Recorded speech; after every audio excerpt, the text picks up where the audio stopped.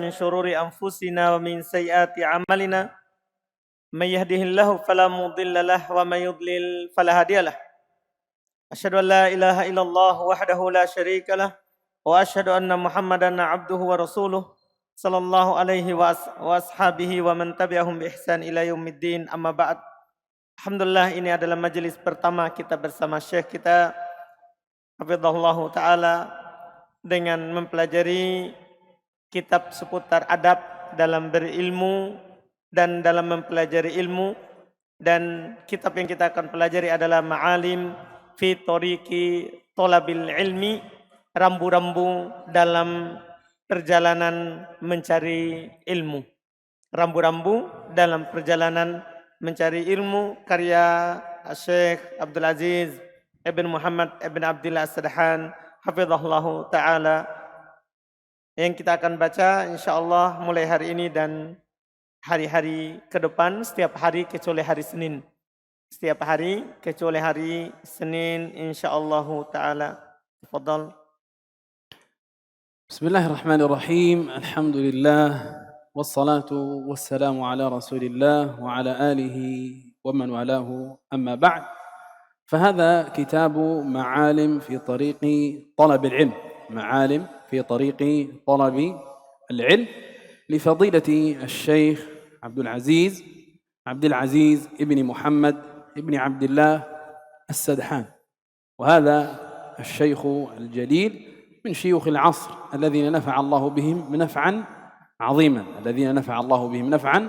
عظيما وتيسر له التتلمذ على أيدي شيوخ العصر الكبار كالإمام ابن باز رحمه الله، والإمام ابن عثيمين رحمه الله، والإمام الجبرين وغيرهم من شيوخ العصر الكبار. وله مؤلفات عظيمة سلسة سهلة انتفع بها خلق كثير، ولعل ذلك ما في قلب الشيخ من الخير والإخلاص الذي نسأل الله عز وجل أن ينفعنا بعلمه في الدارين. فمن مؤلفاته التراجم لشيوخ العصر كترجمته لابن باز، وهي ترجمة جميلة فيها من الأخبار عن الشيخ ابن باز ما يسعد القلب وما يؤثر في قلب القارئ، ففيها خير عظيم. وله ترجمة أيضا للألباني، فنسأل الله عز وجل أن ينفعنا بكتب هذا الشيخ.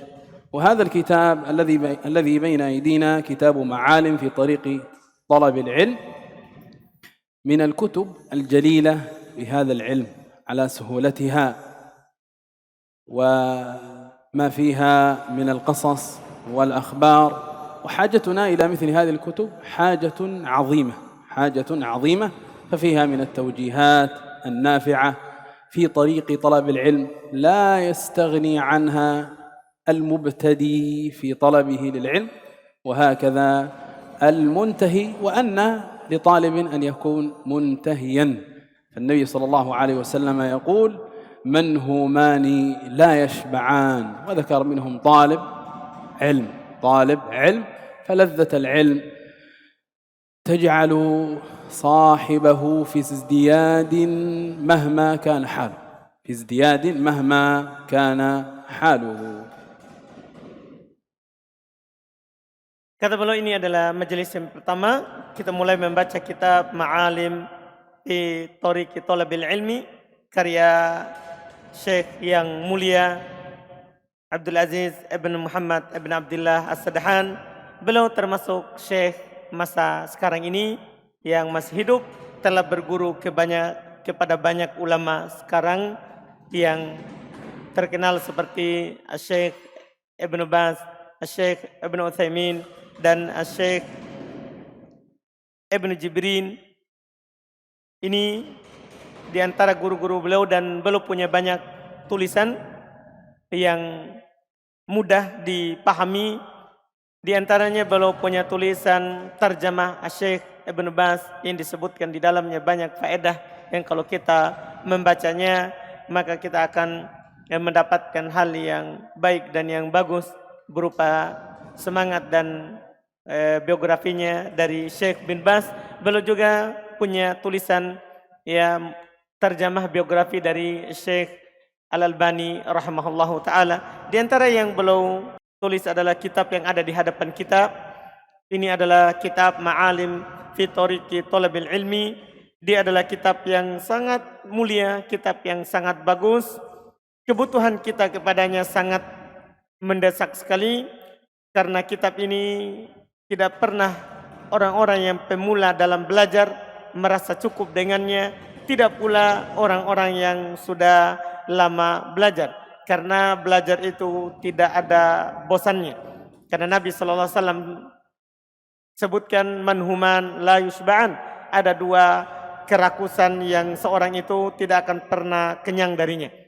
Di antara yang disebutkan adalah kerakusan terhadap ilmu, kerakusan terhadap ilmu. Dan di sini akan disebutkan banyak hal terkait dengan ilmu oleh penulis hafizahullah taala.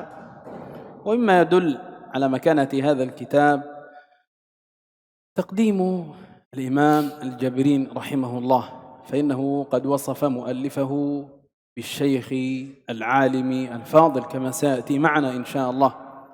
والشيخ من الشيوخ الذين رزقهم الله من التواضع، رزقهم الله من التواضع الخير الكثير. ففي بعض مقدمات الكتاب يقول: وهذا الكتاب وضعته لنفسي وضعته لنفسي ولغيري ممن تيسر له قراءة هذا الكتاب، وهذا من التواضع. فلم يثني على كتابه كما يحصل من بعض مؤلفي زماننا. الشيخ الفوزان رحمه الله سئل عن كتبه: أي كتبك أنفع من هذا القبيل؟ فقال رحمه الله وحفظه: كل كتبي ما هي بزين، كل كتبي ما هي بزين. يقول: لا يوجد في كتبي الحسن منها والطيب والأفضل، وهذا من تواضع الشيخ. وإلا فكتب الشيخ نافعة ككتاب الملخص الفقهي الذي عم نفعه في أرجاء البلاد الإسلامية. Di antara yang menunjukkan akan kedudukan kitab ini adalah dia diberikan pendahuluan oleh Syekh Abdullah ibn Abdurrahman Al-Jibrin yang termasuk guru dari beliau. Syekh Abdullah ibn Abdurrahman Al-Jibrin mensifati penulis ini dengan Syekh, dan penulis juga sendiri mengatakan di dalam nanti yang kita akan baca di pendahuluan beliau, bahwa beliau katakan bahwa kitab ini beliau letakkan untuk dirinya sendiri.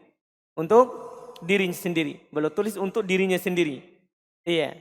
Demikianlah para ulama, mereka tidak merekomendasi dan tidak mentazkiyah bukunya sendiri. Seperti Syekh Shalih Al-Fauzan, beliau sebutkan pernah ditanya oleh seorang, mana dari kitabmu yang paling bagus? Mana dari buku-bukumu yang paling bagus? Syekh Shalih Al-Fauzan beliau katakan, kitabku tidak ada yang bagus, buku-bukumu tidak ada yang bagus. Padahal buku-bukunya Syekh sangat banyak dan bagus, seperti yang Syekh sebutkan tadi, Mulakhas Al-Fiqhi dan yang lainnya dari kitab-kitabnya Syekh. Wal ma'alimu jam'u ma'lam,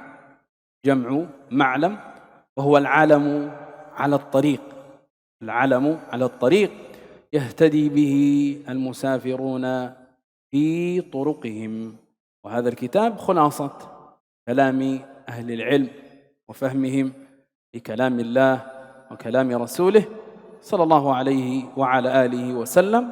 وسنقرأ إن شاء الله تقديم الشيخ الجبرين، ثم نقرأ مقدمة الكتاب لمؤلفه حفظه الله. Kemudian kata beliau menjelaskan judul dari kitab. Ma'alim itu jamak dari ma'lam.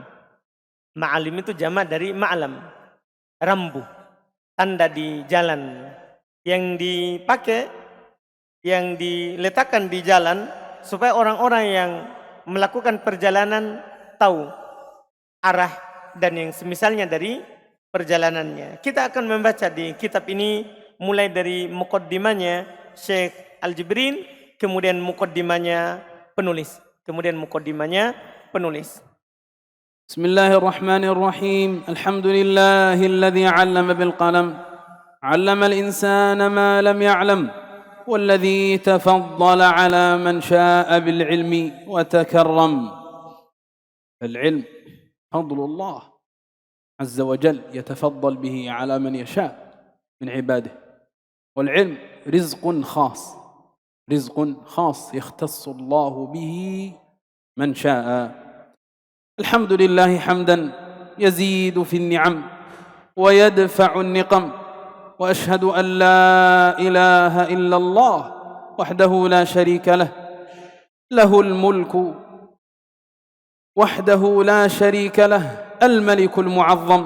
وأشهد أن محمدًا عبده ورسوله، النبي المكرم، صلى الله عليه وعلى آله وصحبه وسلم. أما بعد. Kata beliau, itu pendahuluan dari Syekh Abdullah ibn Abdurrahman Al-Jibrin. Bismillahirrahmanirrahim.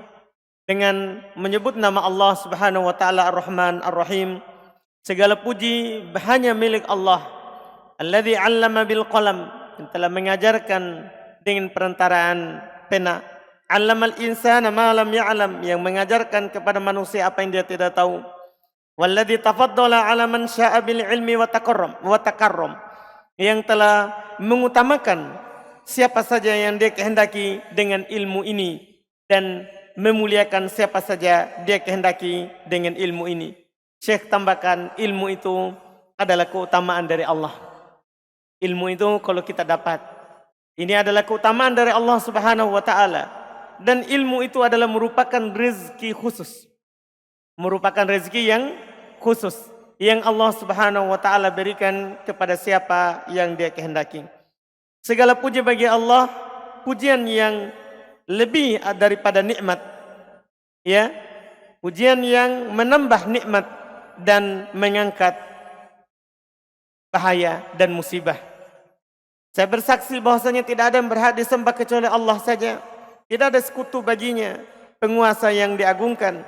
Dan juga saya bersaksi bahwasanya Muhammad adalah hamba dan Rasul Allah, Nabi yang dimuliakan. Salawat Allah dan salamnya kepada beliau, keluarganya, para sahabatnya. فقد قرأت هذه الرسالة القيمة التي جمعها الشيخ العالم الفاضل.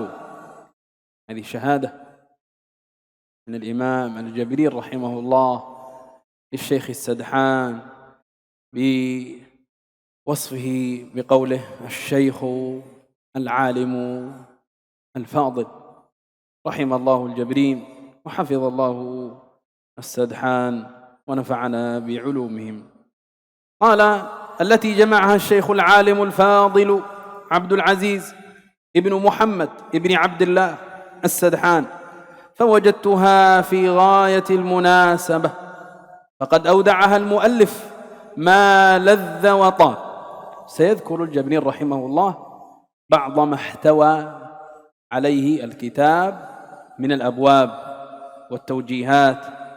فقال رحمه الله: فقد أودعها المؤلف ما لذ وطاب من آداب طالب العلم في التلقي والتطبيق، العمل بما علم، والتأدب والأخلاق، وما يستعين به على التحصيل ويتحلى به في حياته.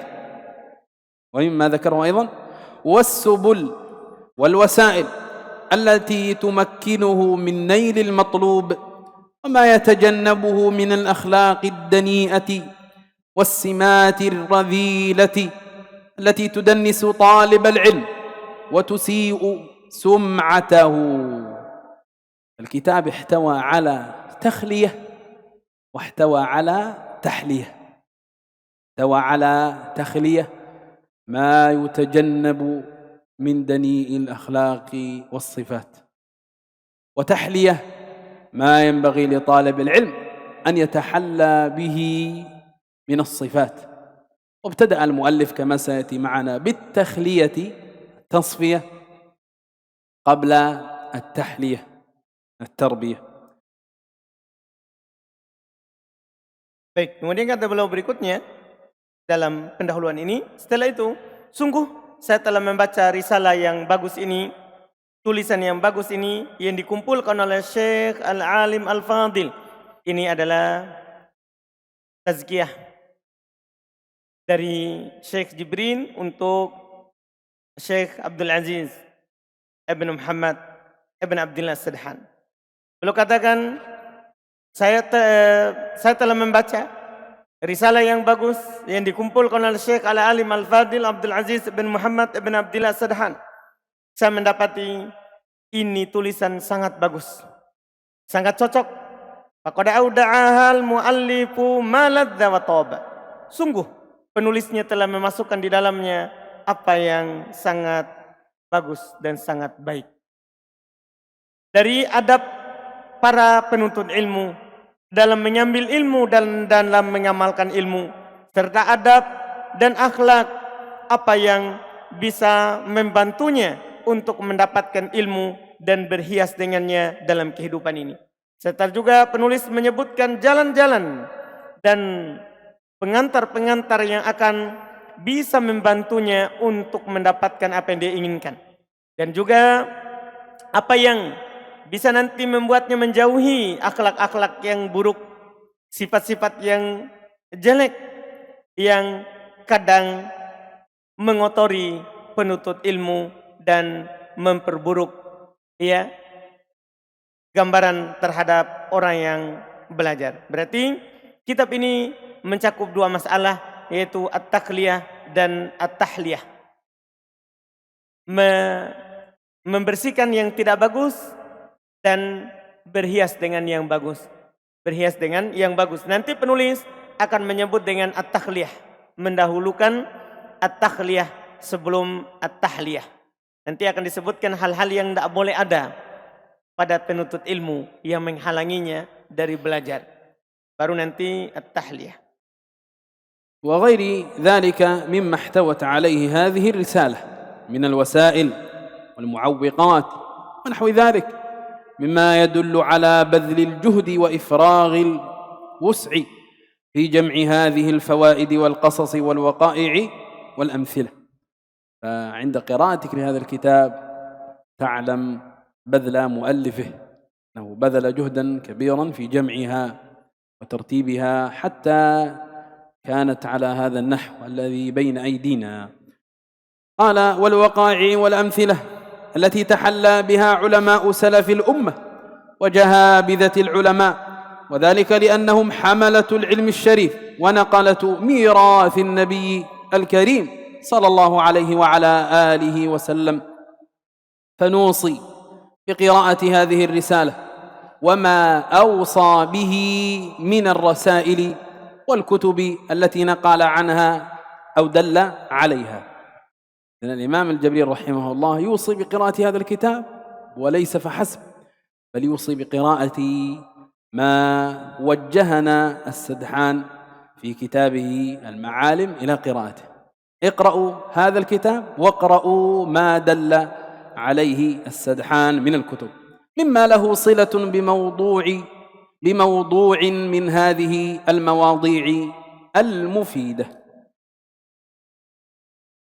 Dan kata beliau, demikian pula selain itu, dari apa yang terkandung dalam tulisan ini, dari wasilah-wasilah, penghalang-penghalang, dan yang semisalnya, ini semua menunjukkan atas keseriusan, kesungguh-sungguhan beliau, dan beliau telah mengerahkan seluruh kemampuannya untuk mengumpulkan faedah-faedah, kisah-kisah, serta kejadian-kejadian, dan juga contoh-contoh. Ini kalau kita membaca kitab ini nanti kita akan mengetahui bagaimana keseriusan dan usaha beliau untuk mengumpulkan faedah-faedah ini untuk kita.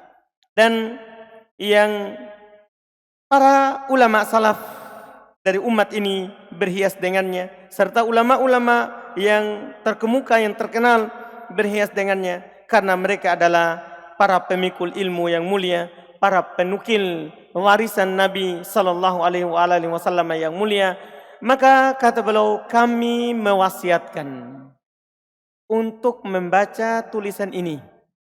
Kami mewasiatkan untuk membaca tulisan ini dan apa yang diwasiatkan oleh penulis sendiri yaitu As-Sadhan dari tulisan-tulisan dan kitab-kitab yang beliau nukil darinya atau beliau tunjukkan atasnya. Jadi Syekh Jibrin tidak hanya mencukupkan untuk berwasiat membaca kitab ini, juga belum mewasiatkan untuk membaca kitab-kitab yang lain yang dinukil oleh Syekh Sadhan ya hafizallahu taala, yang mimma lahu silah, yang memiliki hubungan terhadap pembahasan dari pembahasan yang berfaedah yang ada dalam kitab ini. فجزاه الله أحسن الجزاء وأكثر من أهل السنة من الشباب النابهين الذين يحرصون على نفع إخوانهم وزملائهم ودلالتهم على ما يفيدهم في حياتهم ليكونوا نبراسا لمن جاء بعدهم وقدوة صالحة لمن قصد الخير وأحبه. وصلى الله على محمد وآله وصحبه وسلم. كتبه عبد الله ابن عبد الرحمن ابن عبد الله ابن إبراهيم الجبرين رحمه الله وأسكنه فسيح جناته. Semoga Allah Subhanahu wa taala membalas beliau dengan balasan yang paling bagus. Dan semoga Allah Subhanahu wa taala memperbanyak ahli sunnah dari kalangan anak muda yang muncul dengan perhatian, semangat untuk memberikan manfaat terhadap saudara-saudaranya, untuk memberikan manfaat terhadap teman-temannya, dan menuntun mereka kepada apa yang berfaedah dalam kehidupan mereka, supaya itu menjadi lambang, menjadi panutan bagi orang yang datang setelah mereka, dan sebagai panutan yang bagus terhadap orang yang menginginkan kebaikan dan orang yang senang terhadap kebaikan. Salawat Allah dan salamnya kepada Nabi kita Muhammad SAW, keluarganya, para sahabatnya. Ini ditulis oleh Syekh Abdullah ibn Abdurrahman ibn Abdullah ibn Ibrahim Al-Jabrin rahimahullahu ta'ala. ولاحظ أن هذه المقدمة كتبت عام 18 و400 للهجرة، أي قبل 26 سنة، فلذا عبر بقوله من الشباب، لأن شيخ السدحان كان في تلك السنوات من الشباب النابهين، فرحمه الله الجبرين وحفظ الله السدحان ونفعنا بعلومهم في الدارين. Antum perhatikan di sini Syekh Al-Jibrin menulis pendahuluan ini di kitabnya Syekh Sadhan itu di tahun 1418 Hijriah. 1418 Hijriah. Artinya 26 tahun yang lalu. 26 tahun yang lalu. Oleh karena itu Syekh katakan ini termasuk anak muda yang menulis. Karena Syekh Sadhan sekarang masih hidup. Jadi ini ditulis, dikasih pendahuluan oleh gurunya 26 tahun yang lalu. Masih anak muda, belum menulis buku ini. وهذا الكتاب هو في أول أمره كان عبارة عن محاضرات ومجالس، ثم دونت وروجعت فخرجت بهذه الحلة. Kitab ini awal mulanya hanya dalam bentuk muhadarah, ceramah-ceramah terkait dengan masalah yang disebutkan. Kemudian setelah itu ditulis sebagai kitab yang kita pegang. ننتقل الآن إلى قراءة مقدمة في فضل العلم وشرف تحصيله. مقدمة في فضل العلم وشرف تحصيله. Kita sekarang pindah ke pendahuluan dalam menyebutkan keutamaan ilmu dan kemuliaan kalau kita mendapatkannya. بسم الله الرحمن الرحيم. مقدمة في فضل العلم وشرف تحصيله. الحمد لله رب العالمين، الصلاة والسلام على أشرف الأنبياء والمرسلين نبينا محمد وعلى آله وصحبه أجمعين. أما بعد، فإن الإنسان لا ينشرح صدره ويطمئن قلبه إذا رأى طلاب العلم في حلقات العلم فهم قد تركوا لذة النوم وهجروا الفراش في وقت يهجع الناس فيه، وتركوا سائر الملذات وآثروا أمرا يرجون به النجاة في الدنيا والبرزخ والآخرة. وقد مدح الله حامل العلم فقال: إنما يخشى الله من عباده العلماء، وخص العلماء بالخشية، خصهم بكمالها، بكمال الخشية، لأنهم أعرف الناس بالله، وكلما كان العبد بربه أعرف كان له أرجى ومنه أخوف. Kata beliau pendahuluan dalam keutamaan ilmu dan kemuliaan mendapatkannya. Segala puji bagi Allah Rabb alam semesta. Salawat dan salam atas Nabi yang paling mulia, Rasul yang paling mulia, Nabi kita Muhammad sallallahu alaihi wa ala alihi wa sahbihi ajma'in. Adapun setelah itu sungguh seorang itu betul-betul akan lapang dadanya. Seorang itu akan tenang hatinya kalau dia melihat penuntut ilmu. Kalau dia melihat orang yang sedang belajar di halaqat al-ilm, di majelis-majelis ilmu. Mereka, yaitu para penuntut ilmu itu, mereka telah meninggalkan kenikmatan tidur. Para penuntut ilmu, mereka telah meninggalkan kelezatan tidur. Dan mereka telah meninggalkan tempat tidurnya bahkan. Di waktu orang-orang tidur padanya. Waktu orang-orang tidur, mereka, para penuntut ilmu, tidak tidur. Mereka meninggalkan seluruh kenikmatan, seluruh kelezatan dari perkara-perkara dunia. Mereka lebih mengutamakan perkara yang mereka harapkan, dengan sebab itu selamat di dunia, di alam barzah dan di akhirat. Sungguh Allah Subhanahu wa taala telah memuji, telah menyanjung orang-orang yang memiliki ilmu dengan firman-Nya, innama yakhsyallaha min ibadihil ulama. Sungguh tiada lain, hanya orang-orang yang berilmu dari hambanya yang takut kepada Allah.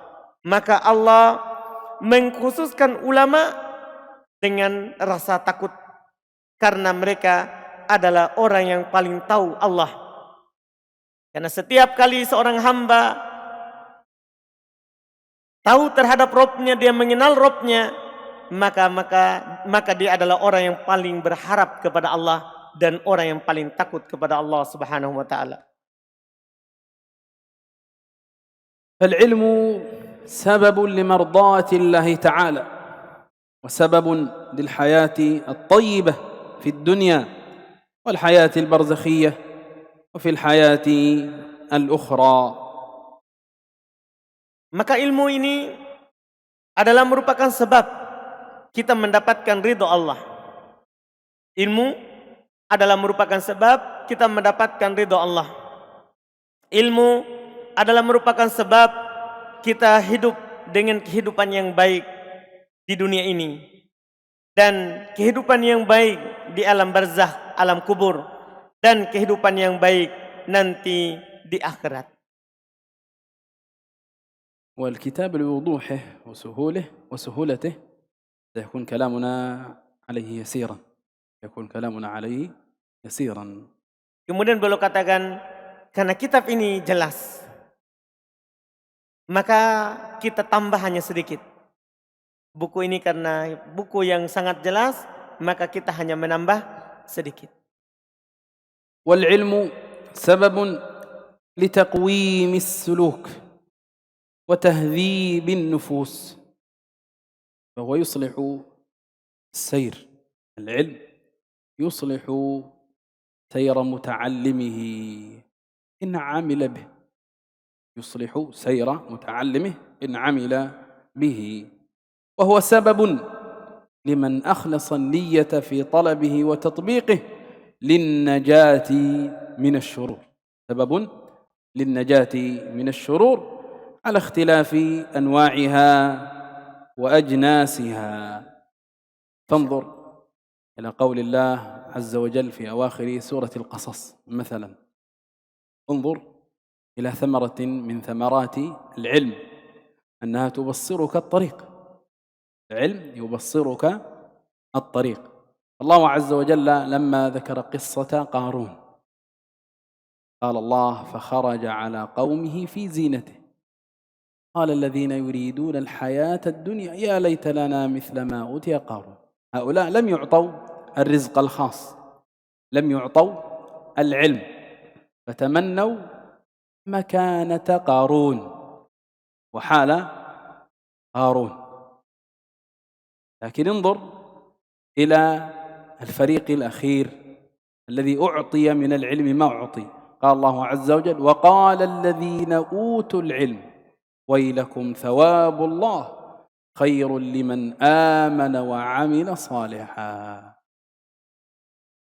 هذا توفيق من الله عز وجل لهؤلاء، أعطاهم علما عرفوا به الحق من الباطل. لما جاءت العقوبة ونزلت عليه فخسفنا به وبداره الأرض تبين الأمر، فقال الفريق الأول: فأصبح الذين تمنوا مكانه بالأمس يقولون ويكأن الله يبسط الرزق لمن يشاء من عباده ويقدر.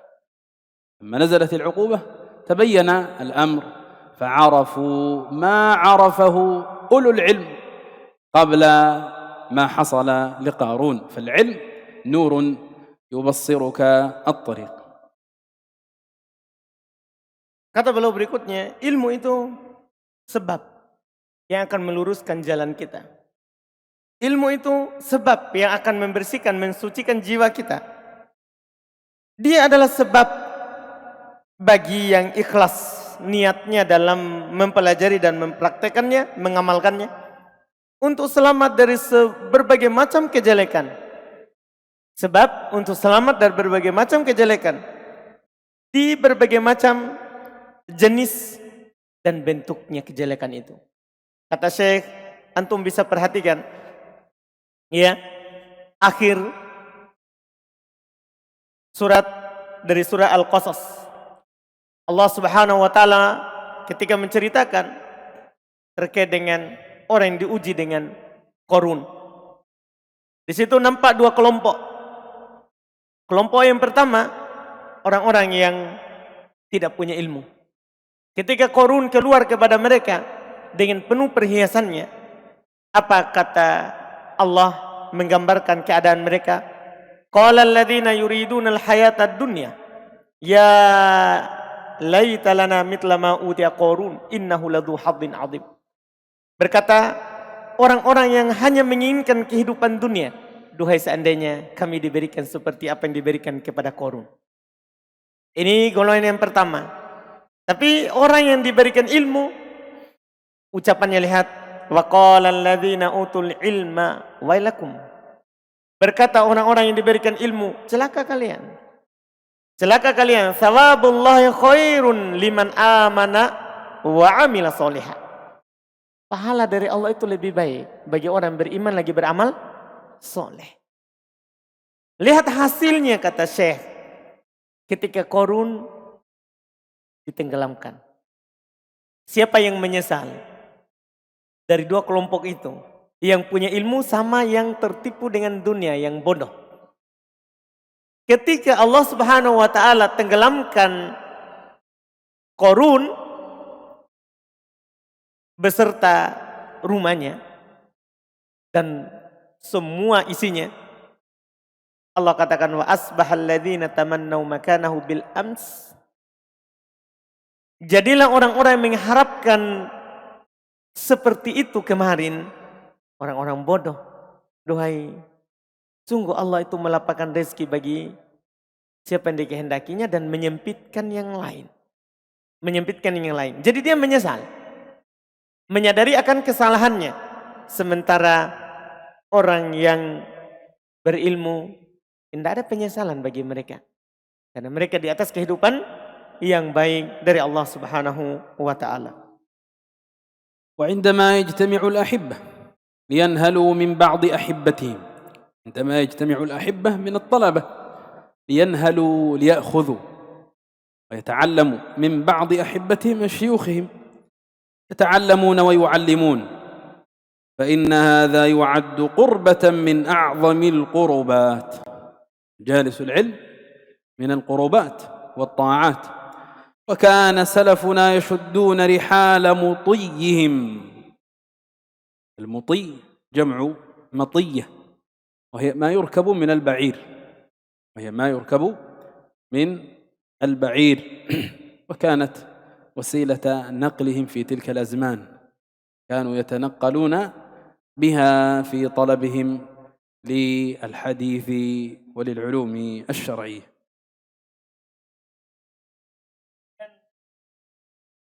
Kata beliau, tatkala orang-orang yang saling mencintai, mereka berkumpul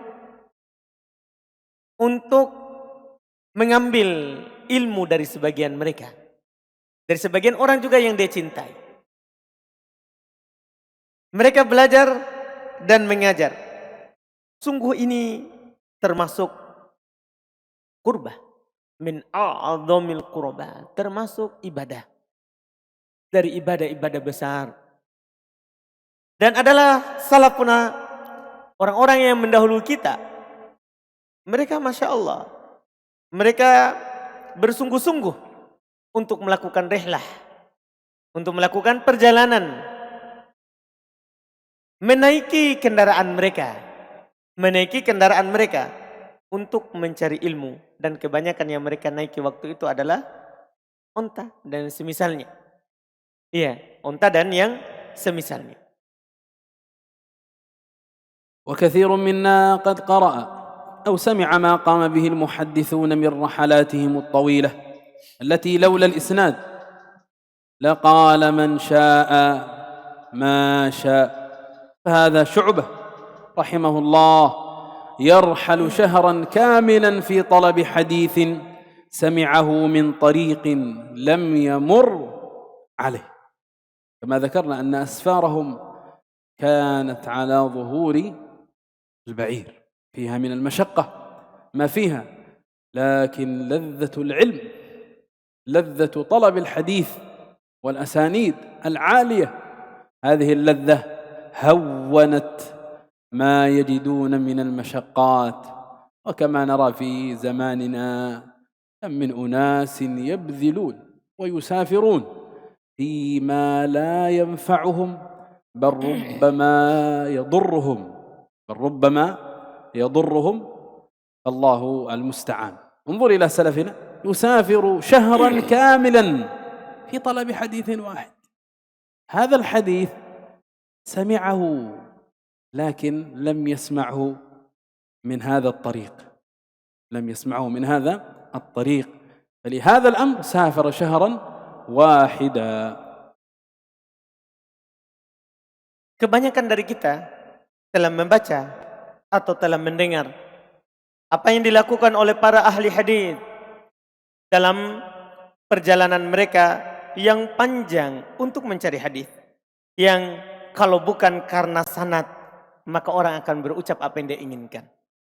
Ini sebagai contoh, Syu'bah rahimahullah belum melakukan rihlah, perjalanan 1 bulan penuh untuk mencari satu hadis.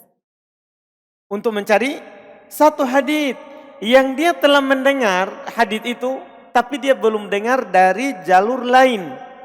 Dari jalur lain yang belum dia dengar. Dia sudah punya hadisnya, tapi jalur yang itu dia belum dengar. Perhatikan salaf pendahulu kita. Mereka melakukan seperti itu. Sudah kita sebutkan tadi, mereka melakukan perjalanan dengan menaiki onta. Tentunya akan mendapatkan banyak hal-hal yang memberatkan. Tetapi lezatnya ilmu mengalahkan keletihannya. Nikmatnya mereka berada di atas ilmu, hilang seluruh kecapeannya, seluruh keletihannya. Inilah pendahulu kita. 1 hadis dia melakukan perjalanan sebulan. Dia melakukan perjalanan sebulan. Berbeda dengan orang-orang di masa kita sekarang ini. Banyak orang melakukan perjalanan, tapi tidak bermanfaat, bahkan kadang membahayakan mereka. Wallahul musta'an. وذاك جابر بن عبد الله الأنصاري رضي الله عنهما صحابي أفضل منه، لأن جابر عبد الله أن جابر بن عبد الله صحابي أفضل من شعبة ولا شك، الصحابي أفضل من غيره من أمة محمد. يقول: بلغني عن رجل من أصحاب رسول الله صلى الله عليه وعلى آله وسلم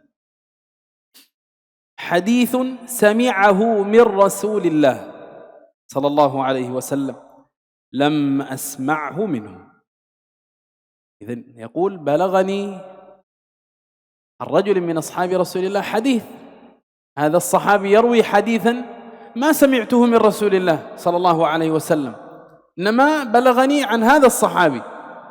يقول جابر رضي الله عنه: فابتعت بعيرا، اشتريت بعيرا فشددت عليه رحلي، تهيأت للسفر، فسرت إليه شهرا حتى أتيت الشام.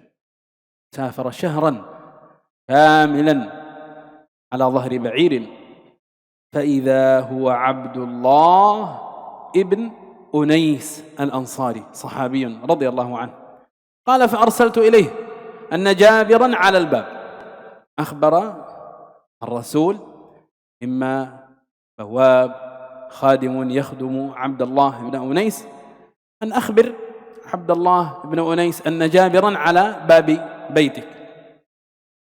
قال: فأرسلت إليه أن جابرا على الباب. قال: فرجع إلي الرسول فقال: جابر بن عبد الله. لما وصل هذا الكلام إلى مسمع عبد الله بن أنيس استفهام تعجب. معلوم أن جابر رضي الله عنه في بلاد الحرمين، أهو عندي الآن في الشام؟ هل أنت جابر بن عبد الله؟ يقول له. قال: فقلت: نعم.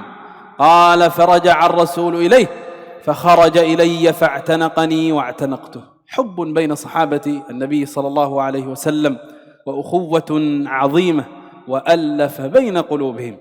قال: قلت: الذي جاء بي حديث بلغني أنك سمعته من رسول الله صلى الله عليه وسلم في المظالم لم أسمعه، فخشيت أن أموت أو تموت قبل أن أسمعه. رحل من أجل حديث واحد رضي الله عنه. ولا تنس ما مر أن أسفارهم في تلك الأزمان ليست كأسفارنا، فالله عز وجل قد هيأ لنا من سبل السفر الشيء العظيم الذي ربما كان لا يخطر على بال. Dan ini Jabir bin Abdullah radhiyallahu taala anhuma, sahabi lebih utama daripada Syu'bah karena beliau sahabat. Kalau Syu'bah melakukan rihlah 1 bulan karena 1 hadits. Ini Jabir lebih utama daripada Syu'bah. Beliau berkata, balagani an rajulin min ashabi Rasulillah hadits sami'ahu min Rasulillah lam asma' min.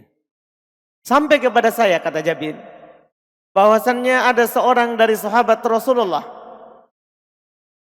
dia memiliki 1 hadits yang dia dengar dari Rasulullah dan saya tidak dengar. Saya tidak tahu hadits itu. Maka saya pun membeli seekor onta dan saya bersiap untuk melakukan rihlah, perjalanan 1 bulan. Dia bilang, qala fashadattu alaihi rahli. Saya pun persiapkan perjalananku. Maka saya berjalan kepadanya menuju sahabat tadi itu sebulan. Sampai saya mendatangi Syam.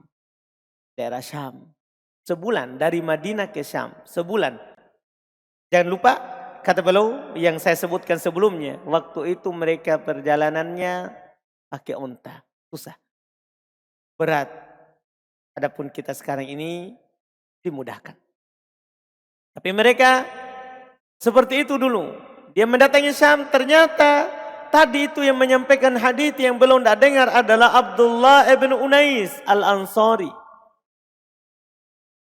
Dia berkata, yaitu Jabir kembali menceritakan, saya pun mengutus seorang utusan, yaitu pelayannya Abdullah ibn Unais yang ada di pintu, untuk mengabarkan kepadanya bahwa Jabir ada di pintu. Maka ketika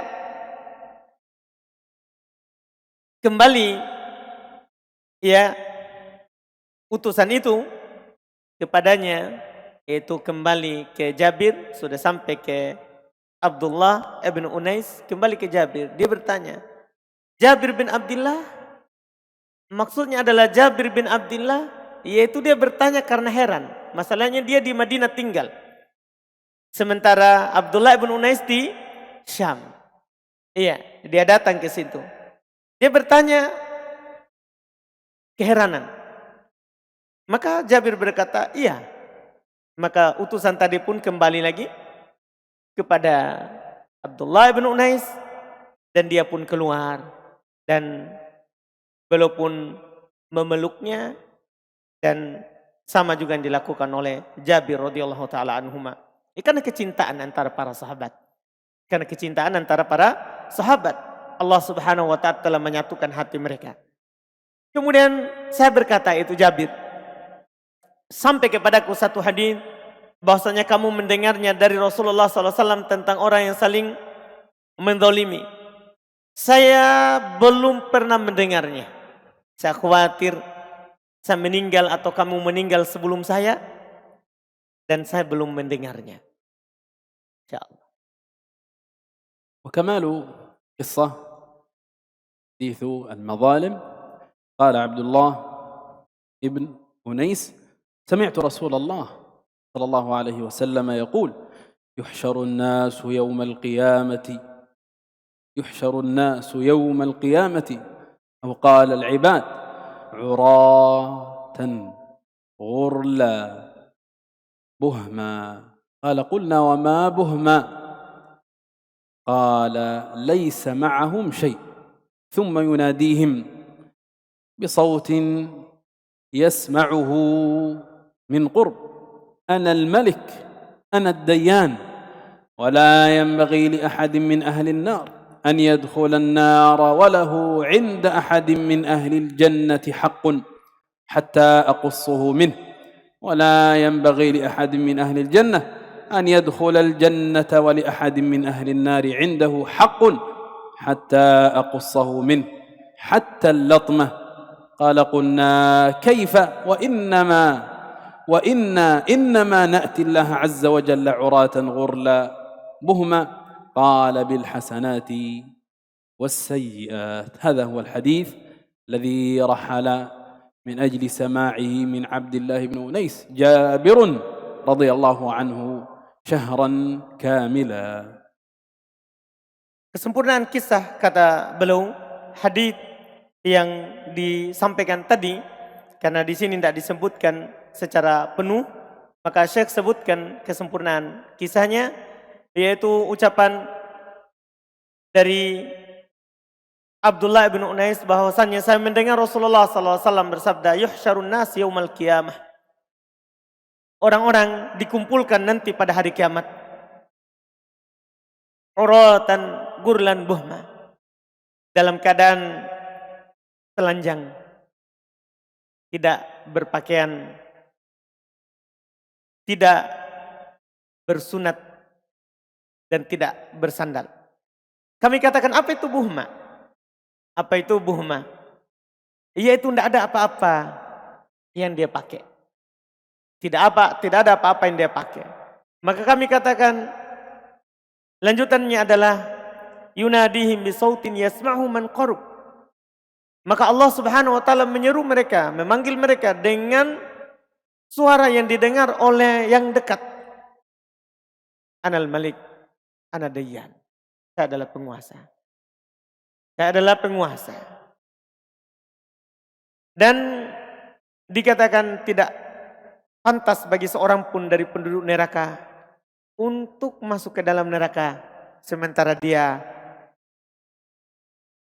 memiliki sesuatu dari penduduk surga berupa hak yang belum dikisos.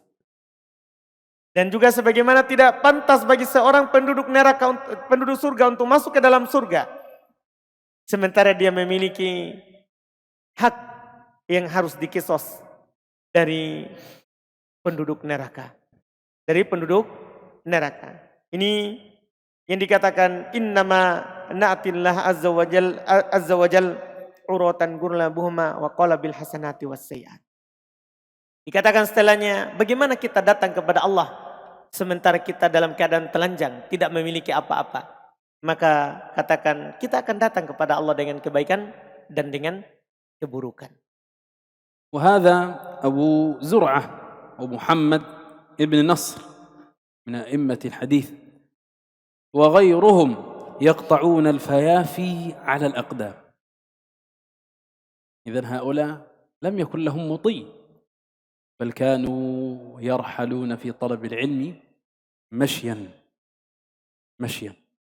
ومما نذكره في هذا الأمر ما ذكر عن الإمام أبو العلاء الهمذاني، كان إماما في القراءات وإماما في الحديث. قال عنه ابن الجزري رحمه الله: كان من أبناء التجار، أنفق جميع ما ورثه في طلب العلم، حتى إنه سافر أسفارا في طلب العلم ماشيا حاملا كتبه على ظهره رحمه الله. Ini kata beliau Abu Zur'ah dan Muhammad ibn Nasr dan selain mereka menempuh perjalanan dengan berjalan kaki. Mereka tidak punya kendaraan. Di antara yang saya ingat adalah bagaimana belajarnya Abul Ala rahimahullah, termasuk ya yang disebutkan tentang kisah beliau adalah beliau termasuk anaknya pedagang. Tapi beliau menjual semuanya untuk belajar sampai melakukan perjalanan belajar dengan berjalan kaki, dan dia pikul kitabnya di punggungnya. كل هذا في سبيل تحصيل العلم، فهم يقطعون المسافات الشاسعة التي تنقطع دونها رقاب المطي، مع ما يصاحب ذلك من التعب وعناء الطريق. ومع ذلك فإن لذة العلم التي وضعها الله عز وجل في قلوبهم أنستهم عناء الطريق وبعد الشقة. Semua ini di jalan mendapatkan ilmu, di jalan belajar. Mereka menempuh jarak yang sangat jauh, yang kadang tidak bisa ditempuh oleh orang yang naik kendaraan. Tapi juga bersamaan dengan apa yang menimpa mereka berupa keletihan, kecapean di jalan, hanya saja kelezatan ilmu itu yang Allah Subhanahu wa taala letakkan di dalam hati mereka, membuat mereka lupa akan kecapean, keletihan di jalan, membuat mereka lupa jauhnya jarak. Ini yang beliau sebutkan. فإذا سمعت مثل هذه الأمثلة، وسيأتي مثلها إن شاء الله الكثير، القصد من ذلك هو شحذ همتك. الله عز وجل قد يسر لك من أسباب طلب العلم ما يسر، فماذا بذلت؟ اسمع إلى ما بذلوا في طلب حديث واحد يرحل شهرا كاملا، فماذا بذلت مقابل هذه النعم العظيمة التي أنت فيها تتقلب ليلا ونهارا. Kalau kamu mendengar ini kisah-kisah, maka Allah Subhanahu wa taala telah memudahkan kamu. Sekarang kita mudah untuk belajar. Allah telah memudahkan kamu banyak nikmat. Sekarang apa yang kamu keluarkan? Apa yang antum korbankan untuk mendapatkan ilmu? Mereka telah berkorban. Bersamaan dengan kesulitan yang mereka hadapi, kamu apa yang antum korbankan untuk menghadapi nikmat yang besar ini?